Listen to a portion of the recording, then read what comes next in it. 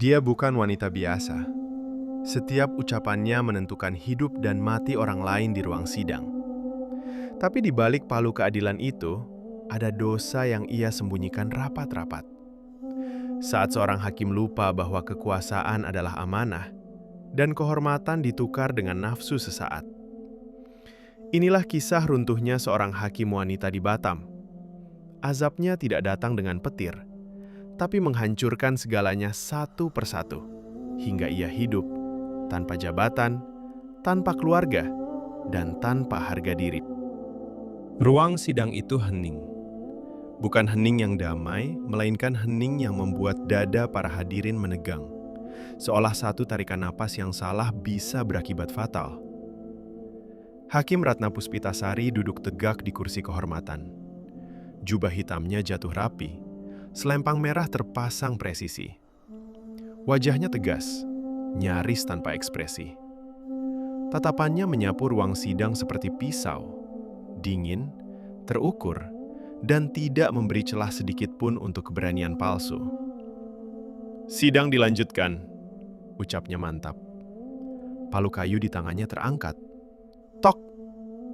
Suara palu itu menggema, menembus ruang sidang, menembus dada orang-orang yang berdiri di bawah kekuasaannya. Beberapa pengunjung sidang menunduk. Seorang terdakwa mengusap keringat di pelipisnya. Jaksa menegakkan punggung. Ratna dikenal sebagai hakim yang tidak bisa dibeli. Setidaknya, itulah yang semua orang percaya. Putusan dibacakan dengan bahasa hukum yang rapi. Kalimatnya tersusun dingin tanpa emosi. Tidak ada simpati, tidak ada keraguan. Hanya hukum dan pasal-pasal yang mengalir dari bibirnya. Saat palu diketukkan untuk terakhir kalinya, ruang sidang kembali bergemuruh oleh bisik-bisik. Nama Ratna kembali disebut-sebut, disegani, dihormati, bahkan ditakuti. Namun tak satu pun dari mereka tahu bahwa palu yang barusan diketuk itu sedikit bergetar. Bukan karena ragu pada putusan, melainkan karena tangan yang menggenggamnya sedang menahan sesuatu yang jauh lebih rapuh daripada hukum. Kesepian. Sore menjelang ketika Ratna tiba di rumah dinasnya. Sebuah rumah 2 lantai di kawasan tenang Batam Center. Halamannya rapi, pagar besinya mengkilap, seperti citra pemiliknya. Ia membuka sepatu hak tingginya dan meletakkannya sejajar. Gerakannya mekanis, tanpa ekspresi. Rumah itu sunyi. "Bu?" Suara kecil terdengar dari arah ruang tengah. Nadia, putrinya, muncul dengan seragam sekolah yang belum diganti. Rambutnya diikat seadanya. Ratna menoleh sekilas. "Belajar." Nadia mengangguk pelan. Tidak ada senyum, tidak ada pelukan. Anak itu kembali ke kamarnya tanpa sepatah kata tambahan. Ratna berdiri sendiri di ruang tamu. Dindingnya dipenuhi foto-foto resmi, potret wisuda, pelantikan hakim, piagam penghargaan. Semua tampak sempurna, semua tampak berharga. Tapi tidak satu pun foto keluarga yang utuh. Ia berjalan ke dapur. Meja makan bersih, rapi, terlalu rapi. Tidak ada aroma masakan, tidak ada suara televisi, tidak ada tawa. Beberapa menit kemudian, Arman Wijaya, suaminya, masuk dari pintu belakang. Kemejanya digulung sampai siku. Wajahnya lelah. "Kamu pulang sore lagi," katanya pelan. "Sidang padat," jawab Ratna singkat tanpa menoleh. Arman mengangguk. Ia sudah terbiasa dengan jawaban itu. Terlalu terbiasa. Mereka duduk di meja makan yang sama. Berjarak kurang dari 1 meter. Namun terasa seperti dipisahkan dunia yang berbeda. "Besok Nadia ada pentas sekolah," ucap Arman, mencoba membuka percakapan. Ratna berhenti mengaduk tehnya. "Aku usahakan." Tidak ada janji, tidak ada kepastian. Malam turun perlahan.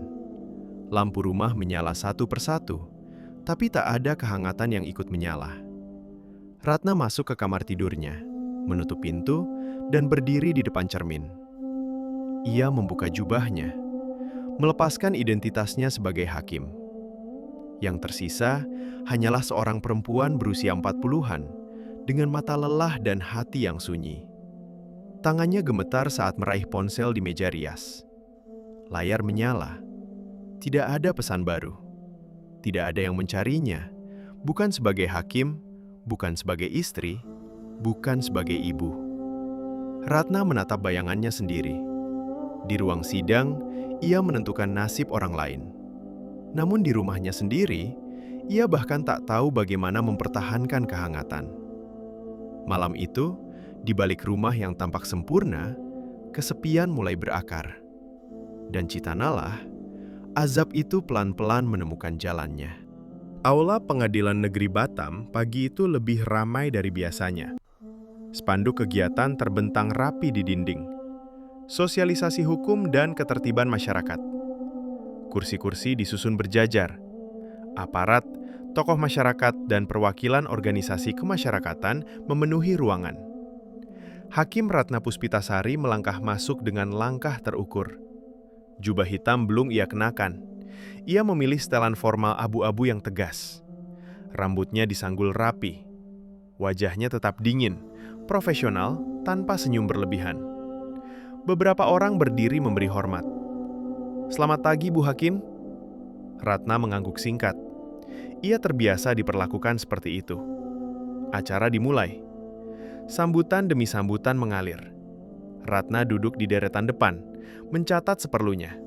Pikirannya fokus pada jadwal sidang yang menumpuk. Dunia baginya adalah daftar kewajiban yang tak pernah selesai. Hingga tiba giliran perwakilan ormas untuk menyampaikan pandangan. Seorang pria bangkit dari kursinya. Namanya disebut oleh pembawa acara, Riko Saputra, koordinator lapangan salah satu ormas lokal. Seragamnya rapi, kemeja putih dengan lambang organisasi di dada, celana hitam disetrika licin. Posturnya tegap, gerakannya percaya diri, seolah ruang itu memang miliknya. Saat ia berjalan menuju podium, Ratna tanpa sadar mengangkat pandangan. Dan di sanalah tatapan itu terjadi. Mata Riko bertemu dengan mata Ratna. Hanya sepersekian detik, tidak lama, tidak mencolok. Namun cukup untuk membuat Ratna mengerjapkan mata. Bukan karena ketertarikan yang meledak-ledak, melainkan karena ada sesuatu dalam tatapan itu. Keberanian yang tidak menantang, senyum tipis yang tidak merendahkan.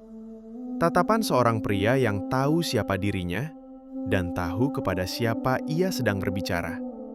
Riko berbicara lantang. Kata-katanya tertata, penuh istilah ketertiban dan stabilitas. Ia memuji peran pengadilan, menyinggung pentingnya kerjasama antara masyarakat dan aparat hukum. Ratna mendengarkan. Kali ini, lebih dari sekedar kewajiban. Sesekali Riko melirik ke arah kursi hakim. Bukan dengan cara kasar, melainkan seperti seseorang yang memastikan lawan bicaranya masih menyimak. Ratna menegakkan punggung. Ia tidak suka diperhatikan. Namun anehnya, tatapan itu tidak membuatnya risih. Acara usai. Tepuk tangan bergema. Para peserta berdiri, saling bersalaman, bertukar kartu nama. Ratna berdiri hendak menuju pintu keluar ketika sebuah suara menghentikannya. "Bu Hakim?" Ratna menoleh. Riko berdiri di hadapannya. Jarak mereka cukup dekat untuk sekedar sopan, cukup jauh untuk tetap aman. Senyum itu kembali muncul, tipis, terkendali. "Terima kasih atas kehadirannya.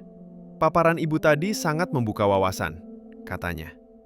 Ratna mengangguk. "Sama-sama. Semoga apa yang dibahas hari ini bisa diterapkan." Nada suaranya datar, profesional.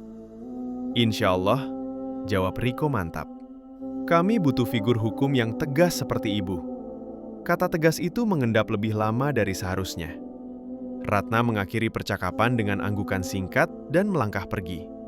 Tumit sepatunya beradu dengan lantai marmer, mantap seperti biasa. Namun di dadanya ada sesuatu yang bergerak pelan. Bukan kebahagiaan, bukan pula kegelisahan.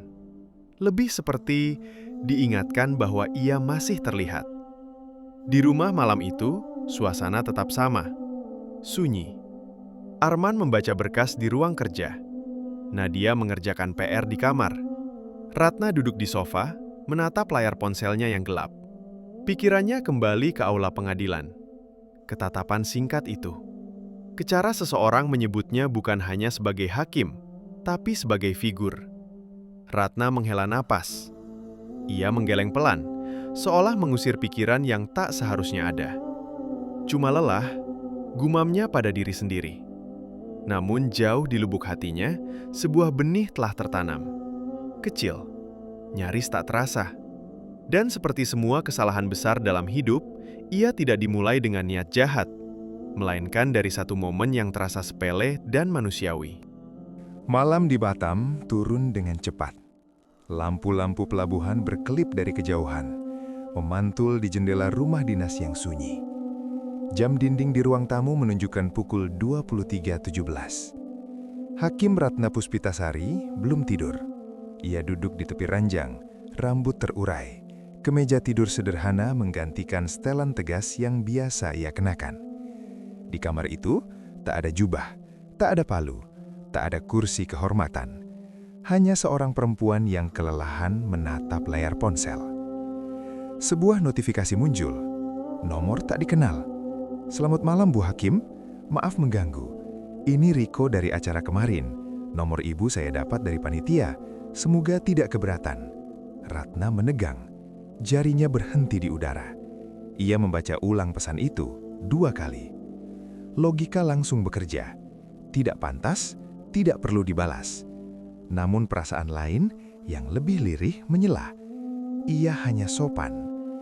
Ratna menghela nafas, lalu membalas singkat. "Malam, ada yang bisa saya bantu?" Balasan datang hampir seketika. "Tidak ada urusan resmi, Bu. Hanya ingin mengucapkan terima kasih. Paparan ibu kemarin membuat saya banyak berpikir." Ratna memejamkan mata sejenak. Ia terbiasa dipuji di ruang sidang. Formal, kaku, penuh jarak. Namun pesan ini berbeda. Tidak menyinggung jabatan, tidak memohon apapun. Percakapan berlanjut. Pendek, hati-hati. Tentang acara, tentang pentingnya hukum, tentang Batam yang semakin padat. Ratna menulis dengan bahasa yang ia jaga ketat.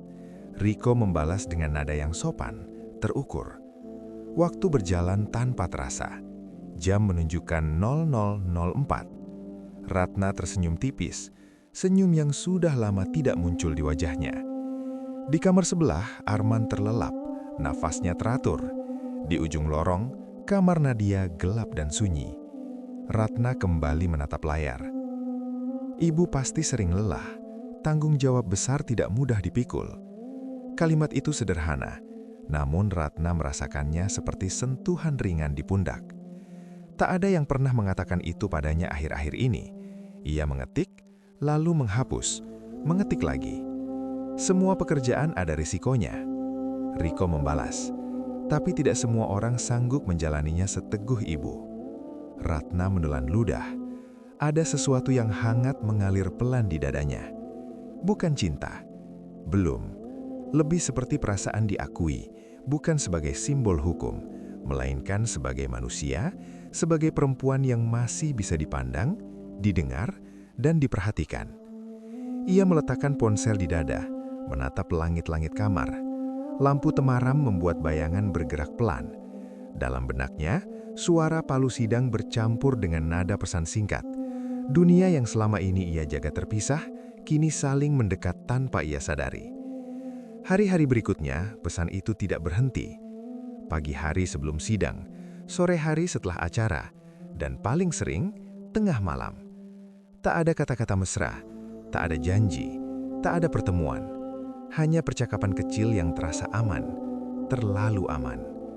Ratna mulai menunggu bunyi notifikasi itu, mulai tersenyum sendiri, mulai merapikan rambutnya meski hanya akan menatap layar. Suatu malam, Riko menulis, "Kadang orang kuat juga butuh didengar." Ratna membaca pesan itu lama, sangat lama. Di ruang sidang, ia berdiri tegak di hadapan semua orang. Di rumah, ia menjadi istri dan ibu yang semakin diam. Namun di layar kecil itu, ia merasa kembali menjadi perempuan dengan hati, lelah, dan kebutuhan untuk dimengerti. Ia tahu batas itu ada, ia tahu sumpah itu nyata. Namun malam terus berjalan, dan pesan-pesan itu terus datang. Tanpa ia sadari, yang dimulai sebagai percakapan sopan telah berubah menjadi ruang rahasia, tempat Ratna bersembunyi dari sunyi yang selama ini menggerogotinya. Dan dari sanalah, langkah kecil menuju kehancuran diambil, tanpa suara. Subuh datang pelan di Batam. Azan berkumandang dari masjid kampung, suaranya mengalir lembut di antara rumah-rumah yang masih terlelap. Udara pagi terasa bersih, seakan memberi kesempatan baru bagi siapapun yang mau memulai ulang. Arman Wijaya sudah terbangun. Ia duduk di tepi ranjang, menatap punggung istrinya yang membelakangi. Ratna masih terlelap atau berpura-pura terlelap. Ponselnya tergeletak di meja samping, layar menghadap ke bawah. Arman tidak menyentuhnya. Ia hanya berdiri, mengambil sarung, dan melangkah keluar kamar dengan langkah pelan, seolah takut membangunkan sesuatu yang rapuh. Di ruang tengah ia menggelar sajadah. Takbir mengalun lirih dari bibirnya. Arman bukan pria yang banyak bicara. Ia terbiasa menyimpan keresahan di dalam dada, mengubahnya menjadi doa yang panjang. Beberapa bulan terakhir, doa-doa itu semakin sering diulang. Tentang ketenangan rumah, tentang istrinya yang semakin jauh, tentang sesuatu yang tak bisa ia sebutkan namanya. Selesai sholat, Arman duduk lama, tangannya terangkat. "Ya Allah," bisiknya, "jika ada yang Engkau uji dalam rumah ini, kuatkan kami. Jika ada yang Engkau tutupkan dari pandanganku, jangan biarkan aku menjadi buta karena takut." Doa itu menggantung di udara pagi. Tak ada jawaban, hanya sunyi. Pagi berjalan seperti biasa. Ratna bersiap ke kantor dengan cepat. Rambutnya rapi, setelannya sempurna. Ia mencium kening Nadia sekilas, lalu melangkah pergi tanpa menatap Arman. "Kamu pulang malam lagi?" tanya Arman, hati-hati. "Sidang," jawab Ratna singkat. Kata itu selalu sama, alasannya selalu rapi. Arman mengangguk. Ia tidak bertanya lebih jauh. Ia memilih percaya, atau setidaknya berpura-pura percaya. Hari-hari berikutnya, perubahan kecil itu semakin jelas. Ratna sering tersenyum pada layar ponselnya, mengetik cepat, lalu menyimpannya saat Arman mendekat. Ia membawa ponsel ke kamar mandi, menjaga jarak di meja makan. Arman melihat semuanya, namun ia tidak menuduh, tidak menyelidiki, tidak memeriksa ponsel. Ia memilih diam. Suatu malam, Arman terbangun karena cahaya layar. Ratna duduk bersandar di kepala ranjang, jari-jarinya bergerak cepat. Wajahnya tampak hidup, ekspresi yang jarang Arman lihat akhir-akhir ini. "Belum tidur?" tanya Arman pelan. Ratna tersencak kecil. "Ah, iya, ada urusan kantor." Arman menatapnya beberapa detik. Ia ingin bertanya lebih jauh, ingin berkata bahwa ia merasa kehilangan, namun kata-kata itu tak pernah keluar. Ia membalikan badan, menatap dinding gelap. Di dalam dadanya ada rasa perih yang tak bisa ia jelaskan. Bukan marah, bukan cemburu. Lebih seperti kesadaran perlahan bahwa seseorang yang ia cintai sedang menjauh, selangkah demi selangkah. Di masjid kampung, Arman kembali bersujud. Kali ini lebih lama. "Jika dia salah, tunjukkan padanya," doanya lirih. "Jika aku salah, ampuni aku. Aku tidak ingin kehilangan keluargaku." Air matanya jatuh di sajadah. Ia cepat mengusapnya, seolah malu pada dirinya sendiri. Di luar masjid, pagi kembali cerah. Orang-orang berjalan, tertawa, menjalani hidup seperti biasa. Dunia tidak tahu bahwa di dalam satu rumah, sebuah pernikahan sedang diuji dalam diam. Dan Arman memilih jalan yang paling sunyi, menunggu Tuhan menjawab, tanpa pernah tahu bahwa sebagian doa memang dikabulkan bukan dengan keajaiban, melainkan dengan kebenaran yang menyakitkan. Hujan turun tipis di Batam sore itu. Jalanan basah memantulkan cahaya kendaraan yang melintas, seolah kota ikut menyimpan rahasia di permukaannya. Ratna duduk di kursi pengemudi.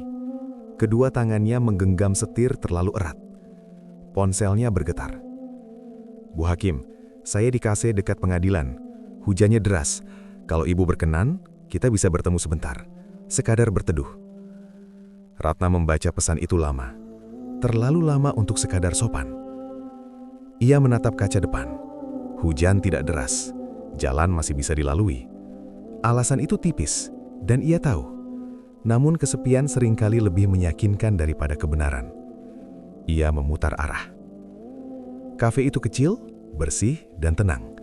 Jendela kacanya besar, cahaya sore masuk terang. Riko sudah duduk di sudut. Kemeja gelapnya rapi, rambutnya tersisir. Ia berdiri saat melihat Ratna masuk. "Terima kasih sudah datang," katanya. Ratna mengangguk. "Sebentar saja." Mereka duduk berhadapan. Jarak aman. Secangkir teh di depan Ratna masih mengepul. Percakapan dimulai dari hal-hal ringan. Cuaca, pekerjaan, kota yang tak pernah benar-benar tidur. Tak ada sentuhan, tak ada kata terlarang.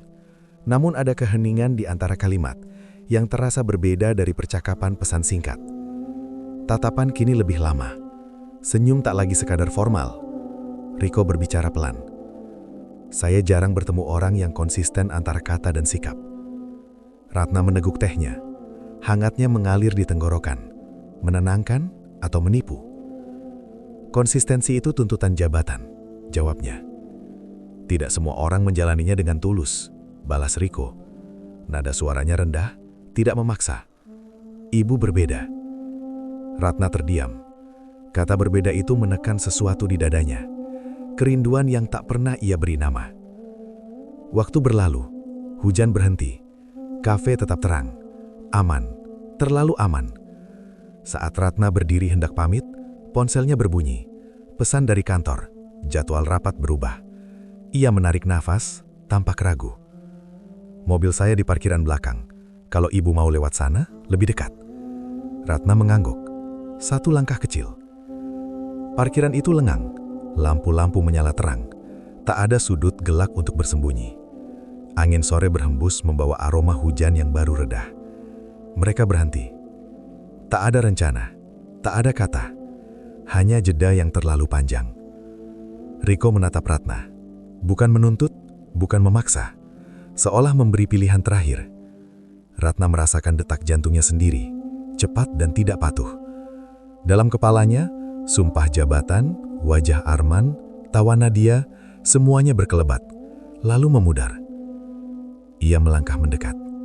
Tangannya berhenti, ragu, menunggu. Ratna tidak mundur. Ia berdiri di tempatnya. Sentuhan itu singkat, tidak kasar, tidak tergesa. Sekadar pertemuan yang seharusnya tidak terjadi. Dan pada detik itulah, sesuatu di dalam diri Ratna runtuh, bukan dengan suara keras, melainkan dengan retak yang halus. Ia melangkah pergi segera setelahnya. Tidak menoleh. Tumitnya mengetuk aspal dengan cepat, seperti ingin meninggalkan dirinya sendiri di sana. Di mobil, Ratna duduk kaku. Tangannya gemetar saat menyalakan mesin. Di kaca spion, wajahnya tampak pucat. Bukan wajah Hakim, bukan wajah ibu, melainkan wajah seseorang yang baru saja melanggar sumpahnya sendiri. Malam itu, rumah tetap sunyi. Arman membaca di ruang kerja. Nadia sudah tidur. Ratna masuk kamar, menutup pintu, lalu bersandar di baliknya. Ia menggeser ponsel ke mode senyap. Tak ada pesan, tak ada pembelaan. Hanya satu kalimat yang terus berulang di benaknya. Ini baru sekali. Kalimat yang sama, yang kelak akan mengantarkannya pada kehancuran. Pagi di Pengadilan Negeri Batam terasa lebih terang dari biasanya. Cahaya matahari memantul di lantai marmer, menegaskan setiap langkah yang melintas. Ratna Puspitasari berjalan cepat, map berwarna coklat di dadanya, wajahnya kembali pada ekspresi yang dikenali semua orang. Tegas, berjarak, dan tak terbaca. Namun di balik ketukan sepatunya yang mantap, pikirannya tertinggal di sore kemarin, pada jeda yang terlalu lama, pada pilihan yang diambil tanpa kata. Ponselnya bergetar saat ia berhenti di depan ruang kerja. Terima kasih atas kemarin. Saya tahu ibu orang yang bisa dipercaya. Ratna membaca pesan itu tanpa membalas. Ia memasukkan ponsel ke tas, menarik napas panjang, lalu membuka pintu. Hari ini ia harus kembali menjadi hakim. Beberapa hari berlalu, pesan Riko tidak lagi sekedar sapaan. Kini ada permintaan kecil, dibungkus rapi dengan bahasa hormat. "Bu, ada teman kami yang sedang berproses hukum. Bukan titipan, hanya ingin memastikan prosedurnya berjalan adil." Ratna menatap layar lama. Adil, kata yang selalu ia jaga. Ia membalas singkat, "Saya tidak bisa mencampuri perkara." Balasan datang cepat. "Saya paham, tidak minta apa-apa, hanya berharap tidak ada yang dipersulit." Kalimat itu terasa ringan, nyaris masuk akal. Ratna mengunci ponsel, berusaha menenangkan diri. "Tidak mempersulit bukan berarti melanggar," katanya dalam hati. Di ruang sidang lain, sebuah berkas melewati mejanya. Nama terdakwa familiar, kasus kecil, pasal ringan, kewenangan prosedural. Ratna membaca, menandatangani disposisi, memastikan alurnya berjalan lancar. Ia tidak mengubah putusan, tidak menerima apapun, tidak bertemu siapapun. Namun satu hal berubah, niat di balik tindakannya. Sore itu Ratna dan Riko bertemu kembali, di tempat umum, terang dan aman. Sebuah kedai kopi di pusat kota. Jendela besar menghadap jalan ramai. Kontras cahaya sore menyorot wajah mereka. "Terima kasih," ucap Riko pelan. "Ibu menjaga keadilan dengan cara yang manusiawi." Ratna mengaduk kopinya. "Saya hanya menjalankan tugas." Riko menyuram tipis. "Itu sebabnya saya percaya pada ibu."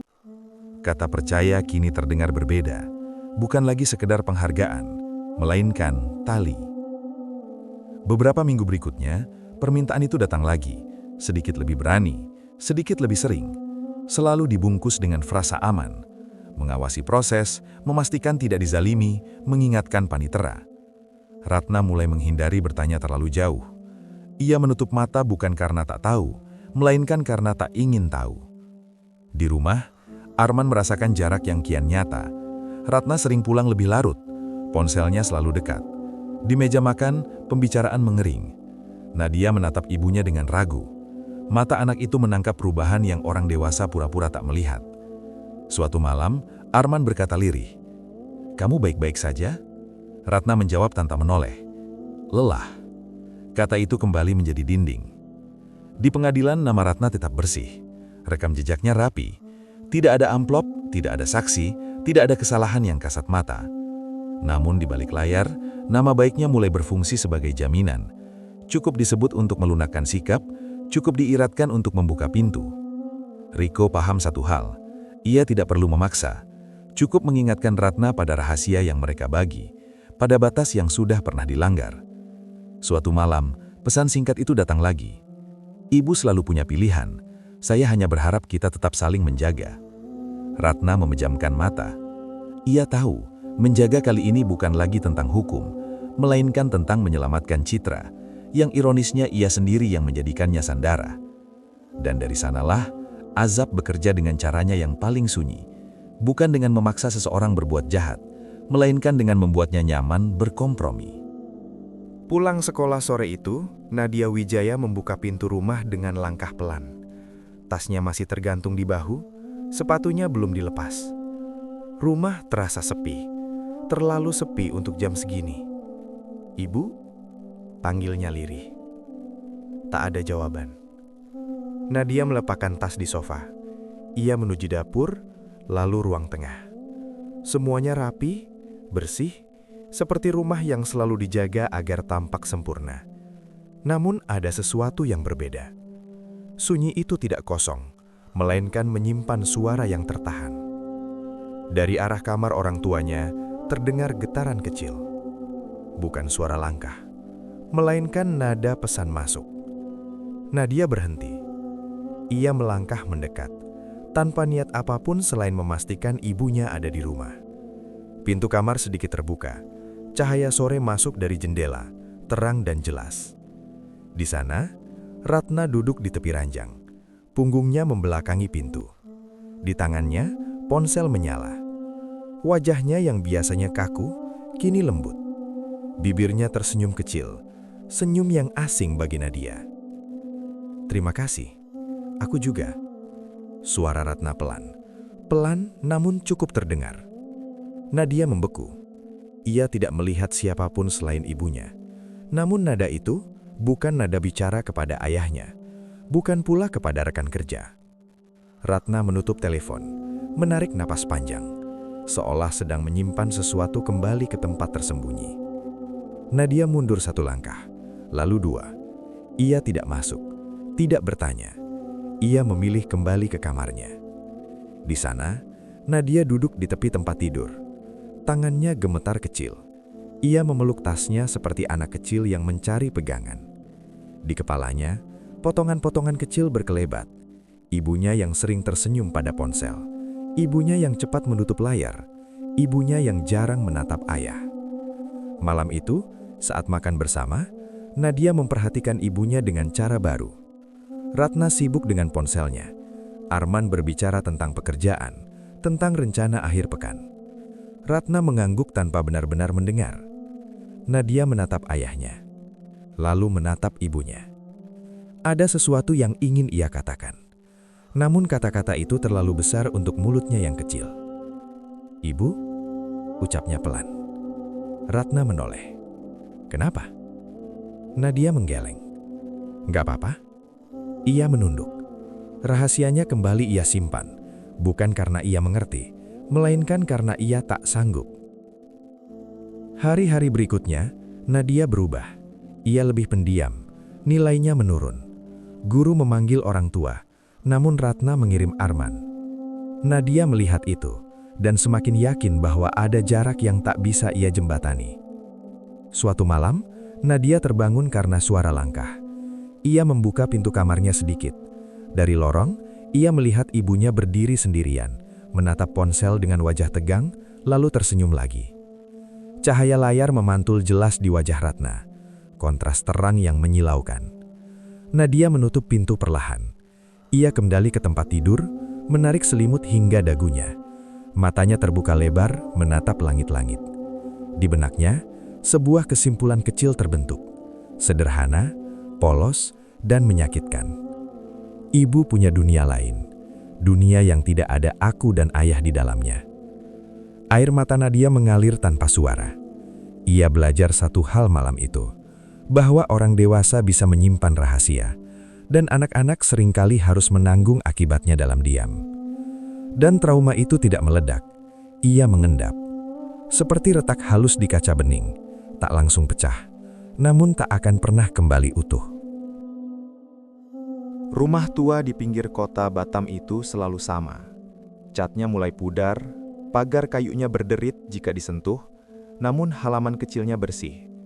Di sanalah Bu Sulastri tinggal, dengan kesederhanaan yang tak pernah berubah sejak Ratna kecil. Siang itu, Ratna datang sendirian. Ia memarkir mobilnya rapi, turun dengan setelan formal yang masih melekat, seolah jabatan belum bisa ia lepaskan meski melangkah ke rumah ibunya sendiri. Bu Sulastri menyambut di ambang pintu. Wajahnya menua, keriputnya dalam, matanya bening namun lelah. "Kok sendiri?" tanya Bu Sulastri pelan. "Arman kerja," jawab Ratna singkat. Mereka duduk di ruang tamu. Cahaya siang masuk terang dari jendela besar, menyorot foto keluarga lama di dinding. Ratna kecil dengan senyum lebar, Arman muda, dan Nadia yang masih balita. Bu Sulastri memperhatikan putrinya lama, seolah sedang memastikan sesuatu. "Kamu kelihatan capek," ucapnya. Ratna tersenyum tipis. "Biasa." Bu Sulastri menghela napas. Tangannya yang keriput saling menggenggam. "Ratna, ibu mau tanya. Jawab jujur." Ratna menegang. "Tanya apa?" "Rumah tanggamu baik-baik saja?" Pertanyaan itu jatuh tepat di dada Ratna. Ia berdiri, mengambil gelas air, lalu duduk kembali. "Kenapa ibu tanya begitu?" Bu Sulastri menunduk sebentar. "Ibu dengar dari tetangga kamu sering pulang malam. Nadia juga jarang ke sini. Ibu ini orang tua, Ratna. Hati ibu gampang merasa." Ratna tertawa kecil, dingin. Ibu terlalu banyak dengar omongan orang. Bu Sulastri menggeleng. Air matanya mulai menggenang. Bukan soal omongan. Ibu lihat matamu. Itu mata orang yang sedang menyimpan sesuatu. Ratna menatap ibunya tajam. Ibu menuduh apa? Bu Sulastri bangkit perlahan. Suaranya bergetar. Ibu menasehati, jangan main-main dengan rumah tanggamu. Jangan main-main dengan amanahmu. Kamu bukan cuma istri, bukan cuma ibu. Kamu hakim. Kalau kamu jatuh, semua ikut jatuh. Kata-kata itu menghantam keras. Ratna berdiri, wajahnya memerah. Ibu tidak tahu apa-apa tentang hidupku sekarang. Suasana berubah. Udara terasa panas meski cahaya tetap terang. Sejak kapan ibu ikut campur? Lanjut Ratna, suaranya meninggi. Ibu pikir jadi hakim itu gampang. Ibu pikir kesepian itu dosa. Bu Sulastri terisak. Air matanya jatuh. Kesepian bukan dosa, Nak. Tapi jalan yang salah itu dosa. Ibu cuma takut kehilangan kamu. Ratna mengibaskan tangannya. Cukup, Bu. Jangan ceramahi aku. Bu Sulastri menutup wajahnya dengan kedua tangan. Tangisnya pecah. Tangis seorang ibu yang melihat anaknya berjalan ke jurang namun tak mampu menariknya kembali. Ratna berdiri kaku beberapa detik. Ada sesuatu yang bergetar di dadanya. Penyesalan yang nyaris muncul. Namun gengsi datang lebih cepat. Ia mengambil tasnya.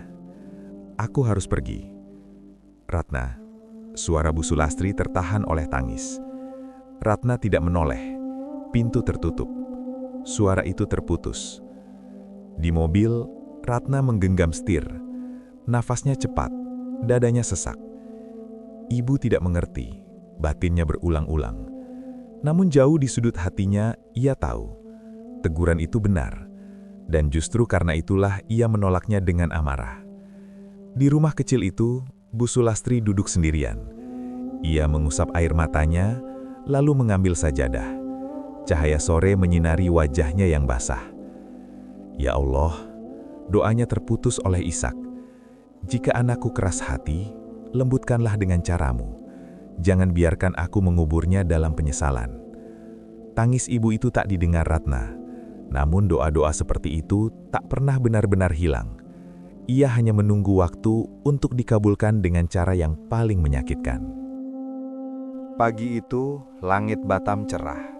Matahari naik perlahan, memantul di gedung-gedung perkantoran hukum yang berdiri kaku dan dingin. Tak ada tanda bahwa sebuah rumah tangga akan runtuh secara resmi hari itu.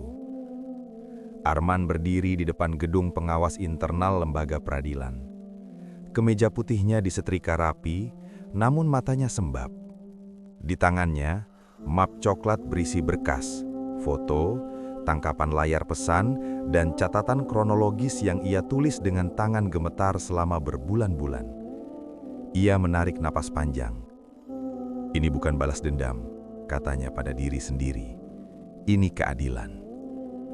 Langkahnya berat, seolah setiap anak tangga menuntut satu kenangan.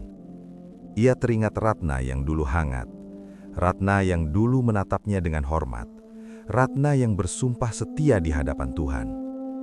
Kini, semua tinggal dokumen. Petugas menerima laporannya tanpa ekspresi. Prosedur berjalan formal. Tidak ada emosi, tidak ada air mata. Justru itu yang membuat Arman nyaris runtuh. Sementara itu, di ruang kerja lantai atas pengadilan, Ratna sedang memeriksa berkas perkara. Palu kecil di mejanya tergeletak diam. Pagi itu ia merasa aneh. Gelisah tanpa sebab jelas. Telepon kantornya berdering. Bu Ratna, mohon ke ruang pimpinan, sekarang. Nada suara itu dingin. Ratna berdiri. Jantungnya berdetak lebih cepat. Sepanjang lorong sepatu haknya berbunyi tegas, namun langkahnya tak lagi sekuat dulu. Di ruang itu, 2 orang pejabat sudah duduk. Di atas meja, sebuah map coklat terbuka. Bu Ratna, ucap salah satu dari mereka. Kami menerima laporan resmi. Ratna menelan ludah. Laporan apa?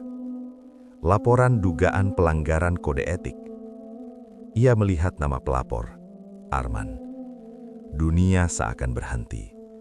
Ini tidak mungkin, katanya lirih. Itu suami saya. Justru karena itu, jawab pejabat lain tenang.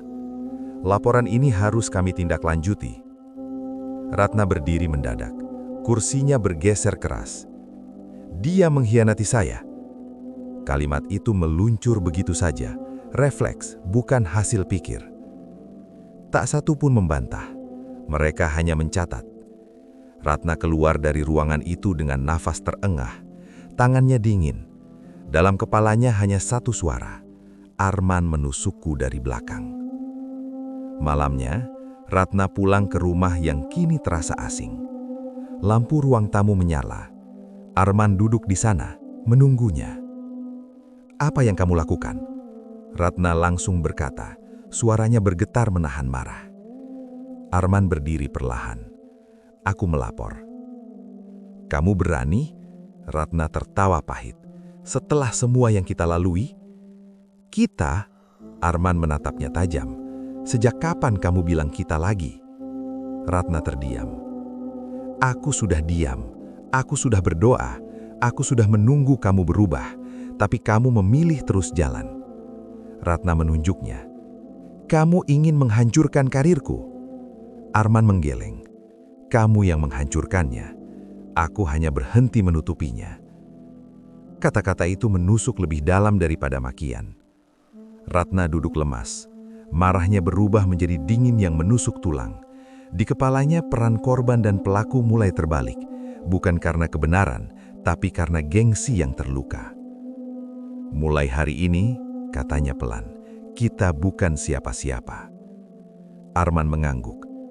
"Sejak lama, kita memang sudah bukan." Di kamar tidurnya, Ratna menatap cermin. Wajahnya masih sempurna. Jabatannya masih ada untuk sementara. Namun di balik mata itu, ada retakan yang tak bisa ditutupi. Laporan telah masuk. Pintu azab telah terbuka. Dan untuk pertama kalinya, Ratna merasa sendirian tanpa perlindungan. Ruang sidang kehormatan itu terasa berbeda dari ruang sidang biasa. Tak ada palu di tangan Ratna, tak ada posisi lebih tinggi, tak ada kuasa untuk memutuskan. Hari itu, ia duduk di kursi terlapor. Cahaya pagi masuk terang dari jendela besar, memantul di meja panjang berwarna coklat tua. Di seberangnya, 3 anggota majelis etik duduk berderet. Wajah mereka datar, suara mereka terukur. Di dinding, lambang keadilan tergantung diam, seolah menyaksikan dengan mata terbuka. Ratna mengenakan setelan resmi terbaiknya. Rambutnya rapi, wajahnya tenang. Setidaknya, itu yang ingin ia perlihatkan. "Sidang kehormatan ini dibuka," ujar ketua majelis. Kalimat sederhana itu membuat jantung Ratna berdegup lebih cepat. Ia mengatupkan tangan di pangkuan, kuku menekan telapak kulitnya sendiri. Laporan dibacakan, satu persatu. Hubungan tak pantas, penyalahgunaan relasi, pelanggaran sumpah jabatan. Ratna mendengarkan tanpa menunduk. Kepalanya tegak, bahunya lurus. "Itu semua tidak benar," katanya ketika diberi kesempatan bicara. Suaranya jernih, terlatih. "Saya tidak pernah mencampur adukan urusan pribadi dengan kewenangan saya sebagai hakim." Majelis mencatat.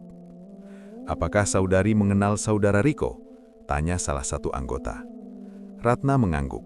"Sebatas kenal, dalam konteks umum. Tidak ada hubungan khusus?" "Tidak." Jawaban itu keluar terlalu cepat. Di kursi pengamat, Arman duduk diam. Wajahnya pucat. Ia menatap Ratna bukan dengan marah, melainkan dengan sedih.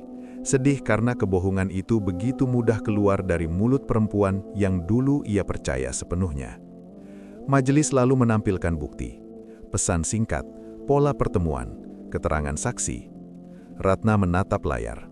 Untuk sesaat nafasnya tersendat, namun ia segera menguasai diri. Pesan-pesan ini bisa ditafsirkan macam-macam, dan saya tidak pernah memberi perlakuan istimewa secara hukum. Satu anggota majelis menatapnya lama. "Saudari yakin dengan pernyataan itu?" Ratna mengangguk. "Yakin." Kata itu seperti dinding terakhir yang ia bangun. Tinggi, keras, namun retak di dalam. Saat sidang diskors, Ratna keluar ke lorong. Cahaya terang membuat matanya silau. Ia menyandarkan diri ke dinding, menarik nafas panjang. Tangannya bergetar.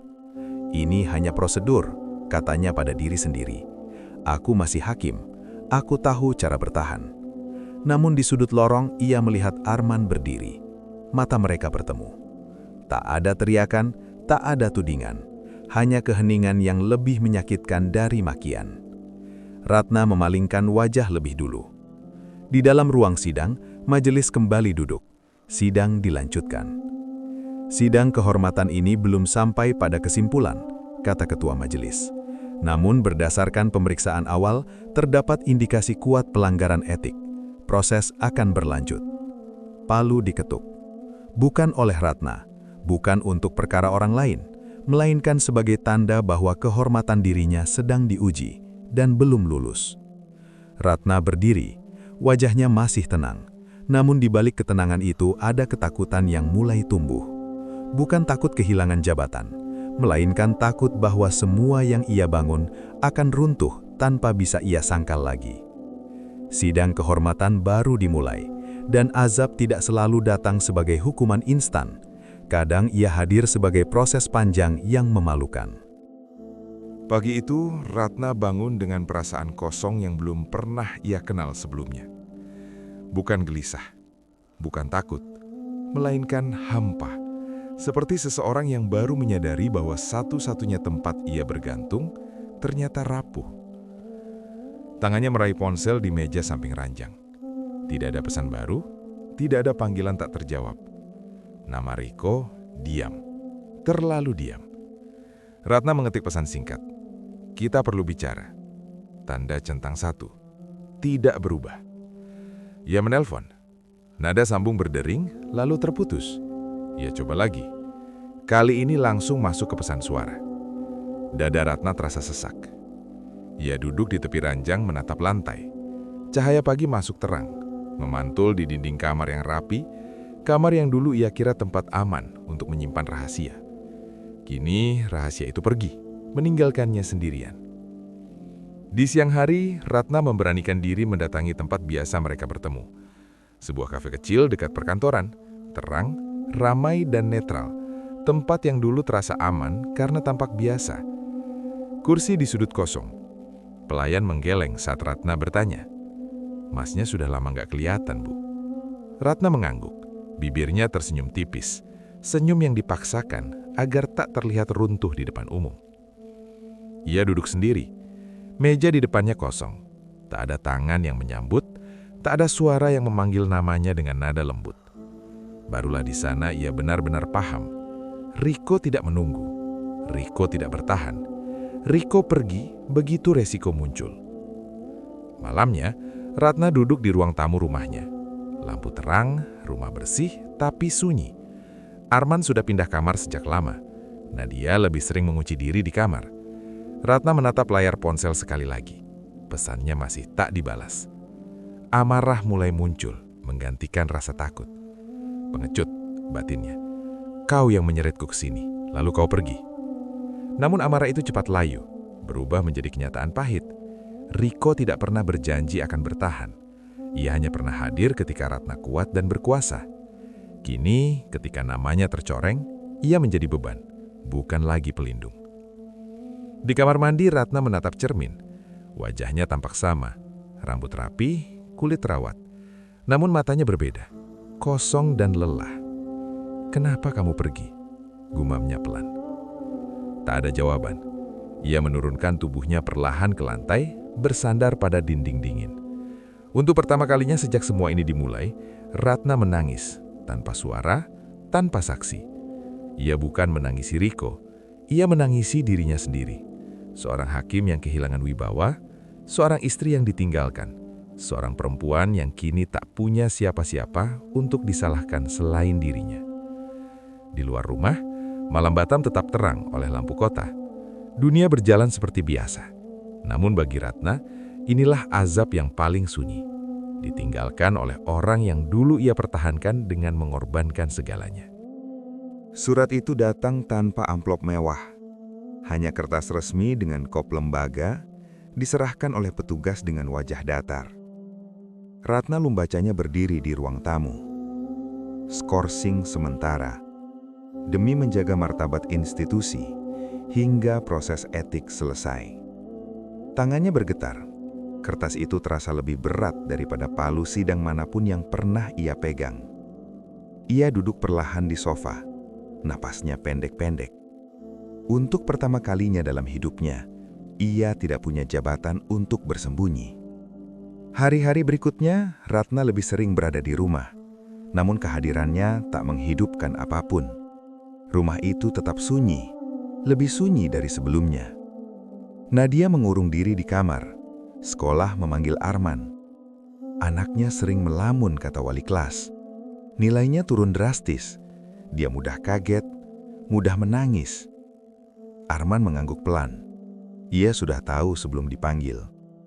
Ia melihat sendiri bagaimana Nadia sering terbangun malam-malam. Bagaimana gadis itu menatap kosong ke dinding. Bagaimana ia menggenggam bantal seolah sedang tenggelam. Suatu sore, Arman menemukan Nadia duduk di lantai kamar, memeluk lututnya. "Nadia?" panggilnya lembut. Tak ada jawaban. Ratna berdiri di ambang pintu. Ia ingin masuk, ingin memeluk, ingin berkata bahwa semuanya akan baik-baik saja. Namun langkahnya tertahan oleh rasa bersalah yang menempel seperti bayangan. "Ayah," suara Nadia lirih, nyaris tak terdengar. "Kenapa ibu sekarang ada tapi rasanya nggak pernah pulang?" Pertanyaan itu memecahkan sesuatu di dalam dada Ratna. Ia masuk, duduk di lantai. Tangannya bergetar saat menyentuh pundak anaknya. "Nak, ibu di sini." Nadia menoleh, matanya merah, wajahnya pucat. "Ibu yang dulu nggak pernah lihat aku. Sekarang aku takut lihat ibu." Kalimat itu sederhana, namun menghantam lebih keras daripada sidang kehormatan manapun.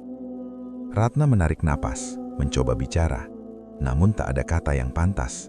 Semua penjelasan terdengar seperti pembelaan.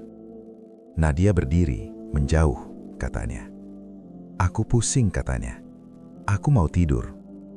Malam itu, Nadia demam, bukan demam biasa. Ia gemetar, menangis tanpa sebab, menyebut-nyebut mimpi buruk yang tak bisa ia jelaskan. Dokter berkata pelan, "Ini kelelahan psikis. Anak ini butuh rasa aman." Ratna duduk di samping ranjang rumah sakit, menatap anaknya yang tertidur gelisah. Cahaya lampu putih menyinari wajah Nadia yang dulu ceria. Ia ingin memutar waktu. Ia ingin kembali ke saat-saat kecil, ketika ia pulang cepat, memasak, mendengarkan cerita sekolah. Namun waktu tidak pernah bisa disuap, dan azab tidak selalu datang pada pelaku saja. Di ruang tunggu, Ratna duduk diam. Ratna mendekat. "Aku minta maaf," katanya pelan. Arman menatapnya lama. "Yang sakit bukan aku." Ratna menunduk. Di rumah itu, Ratna masih tinggal. Namun, fungsinya hilang. Ia bukan lagi pusat. Ia bukan lagi pelindung. Ia hanya seorang perempuan yang terlambat menyadari. Rumah tanpa ibu bukan rumah kosong, melainkan rumah yang perlahan mati dari dalam. Ruang sidang kehormatan itu kembali terang oleh cahaya pagi. Namun hari ini, terang itu terasa kejam. Ratna duduk di kursi terlapor dengan pakaian sederhana. Tak lagi setelan kebanggaan yang dulu selalu ia kenakan. Tangannya diletakkan rapi di pangkuan, tapi jemarinya gemetar halus, tak bisa disembunyikan. Ia tahu, hari ini bukan tentang pembelaan. Hari ini tentang keputusan. Majelis kehormatan masuk, semua berdiri. Ratna ikut berdiri, refleks seorang hakim yang masih melekat, meski haknya telah hampir dicabut. Ketua majelis membuka berkas tebal di depannya. Suaranya datar, terukur, tanpa emosi pribadi. Setelah mempertimbangkan fakta, keterangan saksi, dan pembelaan terlapor, setiap kata terasa seperti langkah menuju jurang. Ratna menatap lurus ke depan, Di kepalanya berputar wajah Nadia yang terbaring lemah, Arman yang diam, ibunya yang menangis. Semua hadir tanpa diundang. Majelis menyatakan terlapor terbukti melanggar kode etik berat. Nafas Ratna tertahan. Dengan ini, majelis menjatuhkan sanksi pemberhentian tetap dari jabatan hakim. Sunyi. Tak ada teriakan, tak ada gumaman. Hanya keheningan yang berat, seperti udara yang menekan dada. Ratna berdiri lalu duduk kembali tanpa sadar. Lututnya lemas. Dunia di sekelilingnya seakan menjauh. Suara-suara menjadi samar, pandangan mengabur. Palu diketuk. 1 kali, 2 kali, 3 kali. Itulah palu terakhir yang menentukan hidupnya. Bukan palu yang ia genggam, melainkan palu yang mencabut segalanya. Ratna menunduk. Bahunya bergetar. Air mata yang selama ini ia tahan akhirnya jatuh. Pertama 1, lalu deras, tak terkendali. Ia menangis di ruang sidang, di tempat yang dulu memberinya kuasa, kini memberinya kehinaan. Di kursi pengunjung, Arman menutup mata. Ia tak merasa menang, ia hanya merasa lelah. Sementara itu, tak satu pun kolega Ratna mendekat. Mereka pergi satu persatu, menjaga jarak, tak ingin terciprat sisa-sisa kejatuhan. Ratna mencoba berdiri saat sidang ditutup, namun tubuhnya tak menurut. Petugas membantu. Tangannya dingin, wajahnya pucat. Saat ia melangkah keluar, papan nama di pintu ruang sidang tampak jelas. Nama lembaga yang dulu ia banggakan. Kini, ia bukan bagian darinya. Di lorong, Ratna berhenti sejenak. Ia menoleh ke ruang sidang yang pintunya mulai tertutup. Cahaya masih masuk, namun bukan lagi untuknya. Seorang hakim tanpa palu, seorang perempuan tanpa jabatan, seorang ibu yang harus pulang dengan tangan kosong.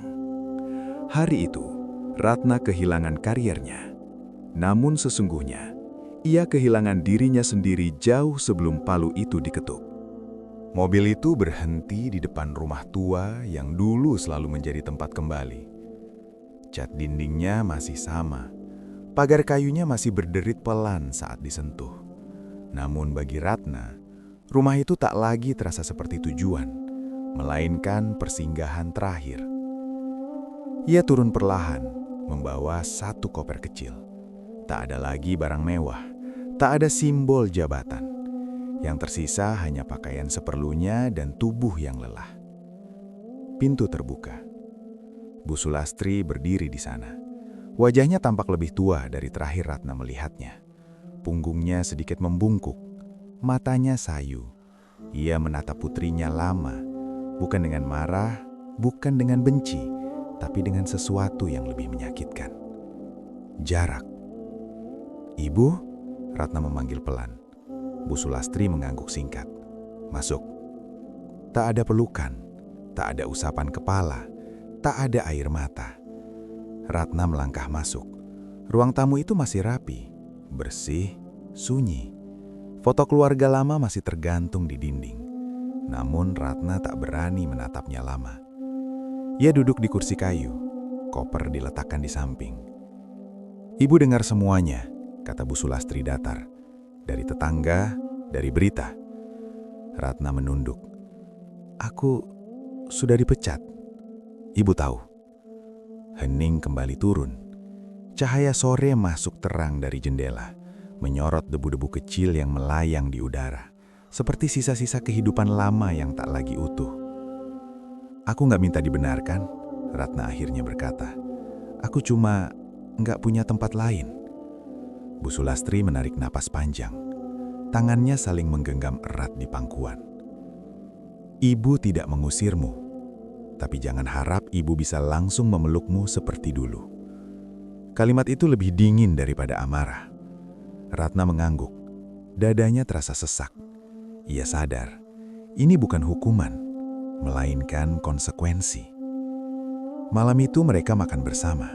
Sederhana, sepi. Sendok dan piring berbunyi pelan. Tak ada cerita, tak ada tanya. Setelah makan, Ratna membersihkan piring tanpa diminta. Gerakannya lambat, hati-hati, seperti orang asing yang takut berbuat salah.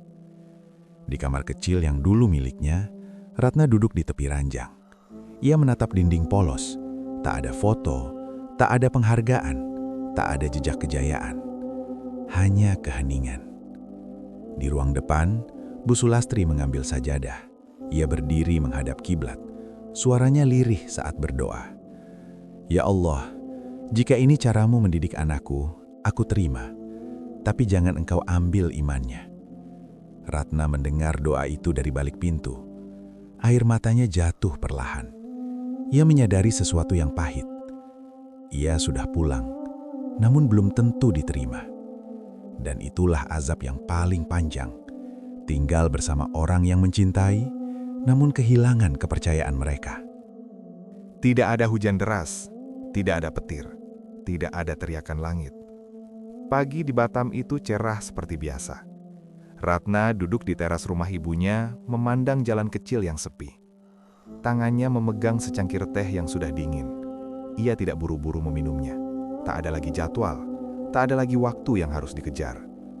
Sejak pemecatan itu, hari-harinya berjalan lambat, terlalu lambat. Ia mencoba melamar pekerjaan. Nama dan riwayatnya lebih dulu berbicara sebelum ia sempat menjelaskan. Senyum sopan berubah menjadi canggung. Panggilan tak pernah datang. Di rumah, Bu Sulastri tetap menyediakan makan, tetap menyapa, namun tak pernah lagi bertanya panjang. Hubungan mereka berjalan di atas garis tipis, cukup untuk bertahan, tidak cukup untuk menghangat. Nadia tinggal bersama Arman sekarang. Sesekali datang, selalu singkat. Pelukan Nadia kaku, matanya penuh kehati-hatian. Seolah Ratna adalah sesuatu yang rapuh atau berbahaya. Ratna mengerti, ia tak menuntut. Sore hari ia berjalan sendiri ke musola kecil dekat rumah. Ia duduk di saf belakang. Tak ada yang menoleh, tak ada yang menyapa. Nama Ratna tak lagi berarti apa-apa. Bukan hakim, bukan panutan, bukan siapa-siapa. Selesai sholat, ia tetap duduk. Pandangannya kosong. Untuk apa aku hidup sekarang? Pertanyaan itu datang pelan, tanpa drama. Dulu hidupnya penuh arti karena jabatan, lalu penuh sensasi karena hubungan terlarang. Kini semua itu hilang, dan tak ada yang menggantikan. Malam hari Ratna membuka lemari kecil. Di sana tersimpan palu sidang lamanya. Ia mengeluarkannya, menatap lama. Benda itu ringan, namun berat oleh kenangan. Ia meletakkannya kembali. Tak lagi marah, tak lagi menangis. Hanya kosong. Di kamar ia menatap langit-langit. Tak ada doa panjang, tak ada permintaan besar. Hanya satu kalimat yang keluar lirih, hampir tak terdengar. Ya Allah, kalau ini azabmu, aku terima. Tapi ajari aku hidup tanpa berpura-pura. Air mata jatuh satu, lalu berhenti. Ratna hidup, namun bukan hidup yang ia kenal. Azab itu tidak membunuhnya, tidak menjatuhkannya ke penjara, tidak mengakhiri napasnya. Azab itu membuatnya bangun setiap hari tanpa tahu untuk apa. Dan itulah hukuman paling sunyi, ketika manusia kehilangan makna, bukan karena Tuhan jauh, melainkan karena ia sendiri pernah menjauh. Saudara-saudaraku, azab Allah tidak selalu turun sebagai petir, tidak selalu hadir sebagai bencana. Kadang, azab itu datang perlahan, dalam bentuk kehilangan, dalam bentuk penyesalan, dalam bentuk hidup yang tetap berjalan namun tanpa makna. Apa yang menimpa Ratna bukan untuk ditertawakan, melainkan untuk dijadikan peringatan. Karena jabatan bisa dicabut, kehormatan bisa runtuh, dan manusia yang paling terlihat kuat bisa hancur oleh dosa yang ia anggap kecil.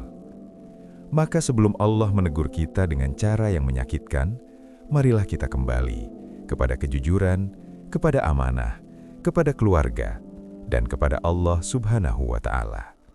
Jika kisah ini membuat hati kita tersentuh, membuat kita merenung, dan mengingatkan kita untuk lebih berhati-hati dalam hidup, jangan lupa subscribe channel Ismail Bercerita, agar kita bisa terus mengambil hikmah dari kisah-kisah nyata kehidupan, sebagai pengingat sebelum ajal menjemput. Karena sebaik-baik cerita adalah cerita yang membuat kita kembali kepada Allah. Wassalamualaikum warahmatullahi wabarakatuh.